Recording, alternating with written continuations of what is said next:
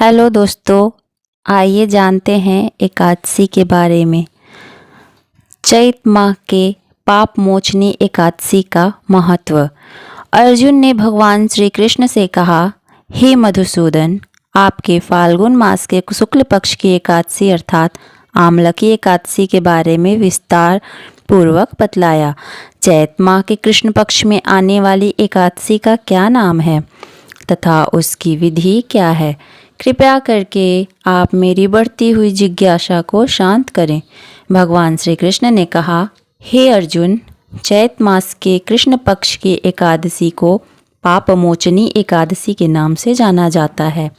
एक बार की बात है, पृथ्वीपति राजा मांधाता ने लोमेश ऋषि से यही प्रश्न किया था जो तुमने मुझसे किया है।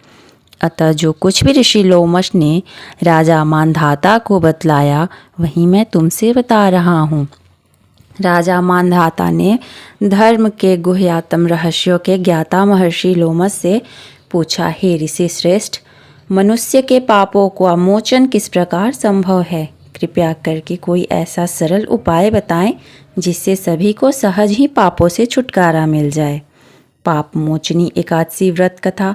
महर्षि लोमश ने कहा, हे नृपति, चैत मास की कृष्ण पक्ष की एकादशी का नाम पाप मोचनी एकादशी है। उसके व्रत के प्रभाव से मनुष्यों के अनेक पाप नष्ट हो जाते हैं। मैं तुम्हें इस व्रत की कथा सुनाता हूँ, ध्यान पूर्वक श्रवण करो। प्राचीन समय में चैत रथ नामक एक वन था। उसमें अप्सराएं किन्नरों के साथ विहार किया करती थीं।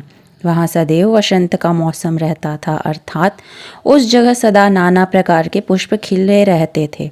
कभी गंधर्व कन्याएं विहार किया करती थी, कभी देवेंद्र अन्य देवताओं के साथ क्रीड़ा किया करते थे। उसी वन में मेधावी नाम के एक ऋषि भी तपस्या में लीन रहते थे। वे शिव भक्त थे। एक दिन मंजू घोषा नामक एक अप्सरा ने उनको मोहित कर उनकी निकटता का लाभ उठाने की चेष्टा की। इसलिए वह कुछ दूरी पर बैठ वीणा बजाकर मधुर स्वर में गाने लगी। उसी समय शिव भक्त महर्षि मेधावी को कामदेव भी जीतने का प्रयास करने लगे।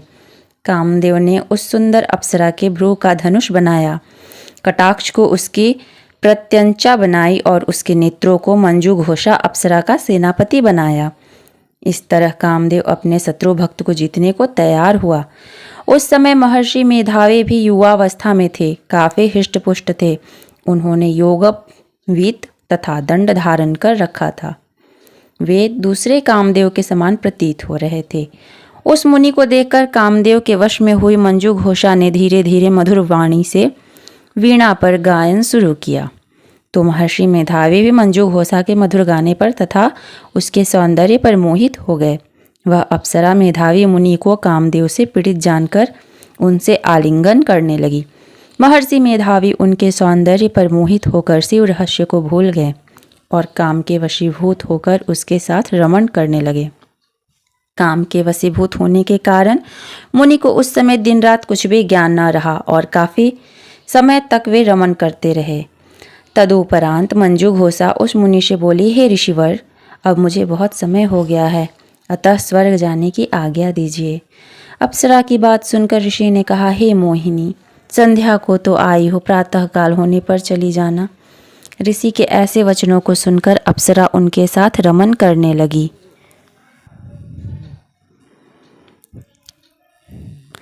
इसी प्रकार दोनों ने साथ साथ बहुत समय बिताया।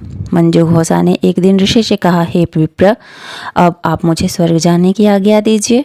मुनि ने इस बार भी वही कहा, हे रूपसी, अभी ज़्यादा समय व्यतीत नहीं हुआ है, कुछ समय और ठहरो। मुनि की बात सुन अप्सरा ने कहा, हे ऋषिवर, आपकी रात तो बहुत लंबी है, आप स्वयं ही सोचिए कि मुझे आपके पास आए कितना समय हो गया, अब और ज़्यादा समय तक ठहरना उचित नहीं है। अप्सरा की बात सुन मुनि को समय का बोध हुआ और वह गंभीरता पूर्वक विचार करने लगे। जब उन्हें समय का ज्ञान हुआ कि उन्हें रमण करते 57 वर्ष व्यतीत हो चुके हैं, तो उस अप्सरा का वह काल का रूप समझने लगे। इतना समय ज़्यादा समय भोग विलास में व्यर्थ चला जाने पर उन्हें बड़ा क्रोध आया। वह भयंकर क्रोध में जलते हुए उस तप नाश करने वाली अप्सरा की तरफ भ्रिकुटी तान कर देखने लगे। क्रोध से उनके अधर कांपने लगे, इंद्रियां बेकाबू होने लगीं। क्रोध से थरथराते स्वर में मुनि ने उस अप्सरा से कहा, मेरे तप को नष्ट करने वाली दुष्टा, तू महापापिन और बहुत ही दुराचारिणी है। तुझ पर धिक्कार है, अब तू मेरे श्राप से पिशाचिनी बन जा। मुनि के क्रोध युक्त श्राप से वह अप्सरा पिशाचिनी बन गई। यह देख वह व्यथित होकर बोली, हे ऋषिवर, अब मुझ पर क्रोध त्याग कर प्रसन्न होइए और कृपा करके बताइए कि इस शाप का निवारण किस प्रकार होगा। विद्वानों ने कहा, साधुओं की संगत अच्छा फल देने वाली होती है और आपके साथ तो मेरे बहुत वर्ष व्यतीत हुए हैं, अतः आप मुझ पर प्रसन्न हो जाइए, अन्यथा लोग कहेंगे कि एक पुण्य आत्मा के साथ रहने पर मंजू घोषा को पिशाचिनी बनना पड़ा। मंजू घोषा की बात सुनकर मुनि को अपने क्रोध पर अत्यंत ग्लानि हुई, साथ ही अपनी अपकीर्ति का भय भी हुआ। अतः पिशाचिनी बनी मंजू घोषा से मुनि ने कहा, तूने मेरा बड़ा बुरा किया है, किंतु फिर भी मैं तुझे इस श्राप से मुक्ति का उपाय बतलाता हूँ। चैत मास की कृष्ण पक्ष की जो एकादशी है उसका नाम पाप मोचनी है। उस एकादशी का उपवास करने से तेरी पिशाचिनी की देह से मुक्ति हो जाएगी। ऐसा कहकर मुनि ने उसको व्रत का सब विधान समझा दिया। फिर अपने पापों का प्रायश्चित करने के लिए वे अपने पिता च्वयं ऋषि के पास गई। च्वयं ऋषि ने अपने पुत्र मेधावी को देखकर कहा, हे पुत्र, ऐसा क्या किया है तूने कि तेरे सभी तप नष्ट हो गए, जिससे तुम्हारा समस्त तेज मलिन हो गया है।